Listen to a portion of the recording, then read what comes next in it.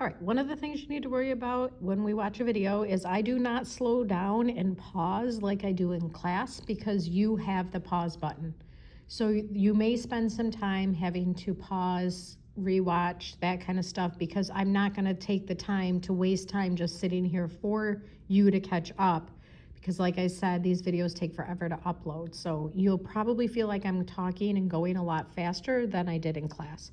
So right now would probably be a good time, if you haven't already, to pause this and write this down. So today we're going to talk about just the multiplying of polynomials, even though in this section it actually has multiplying and dividing.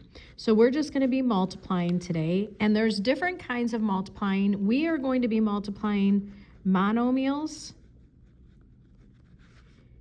and polynomials. Which, guess what, you've been doing for a while now. We'll start out here with a really simple problem.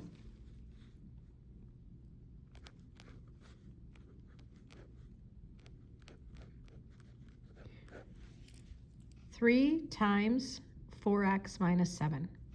3 is our monomial. 4x minus 7 is our polynomial. And when we multiply this, in your brain right now, all of you should be saying, oh, this is just the distributive property. And yes, it will always be the distributive property, because out here, you're going to have one term. That's what it means to be a monomial. And in here, you're going to have many terms. That's what it means to be a polynomial. In this case, it's a binomial. We will eventually be multiplying binomials times binomials and even binomials times trinomials. But for this beginning part, next couple days, we're just going to focus on monomials and polynomials. So we're going to distribute this through. And when we distribute, we're using multiplication. So first we're doing 3 times 4x. That's going to be the first thing we're going to do. And 3 times 4x is 12x. And then the second thing we're going to be doing is the 3 times the negative 7. And 3 times negative 7 is negative 21, and that negative of the 21 becomes the subtraction sign between my two terms. And we can't combine any like terms here because we have an x term and a constant. And so our final answer then is just 12x minus 21. And again, you've seen these before. Now, what is going to be different this time is that our monomials that are outside our parentheses and our polynomials that are inside will be a little more complex. What I mean by that is outside, you may not just have a constant like 3. There might actually be variables with it. For example, maybe we'll have 2x times y plus 4. The process here is still the same. We are still taking that 2x and distributing it through the parenthesis. So since we're distributing, we're going to take the 2x and first multiply it by y. When we multiply here, 2 times x times y, we can't combine anything. And so our answer is just 2xy. It means 2 times x times y. And then when we multiply 2x times 4, here we can multiply the 2 times the 4. 2 times 4 is 8x. Or sorry, 2 times 4 is 8, and then the x is there, so we have 8x. It is positive. We have to show that this is a different term here, so we're going to write the 8x there.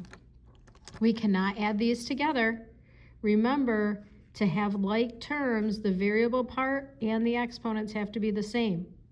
This has an xy variable part. This just has an x variable part. So we cannot combine those together. So it stays 2xy plus 8x.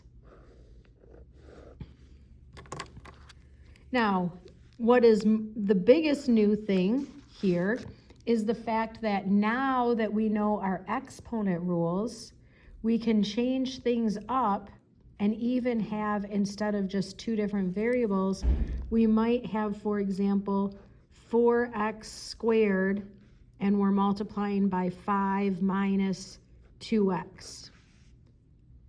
4x squared times 5 minus 2x. Again, the process is still the same. We're taking the 4x squared and we're doing the distributive property.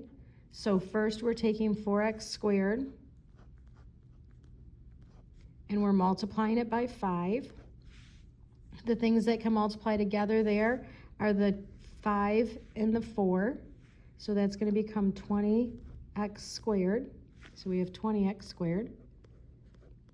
And then we're going to multiply the 4x squared times the negative 2x.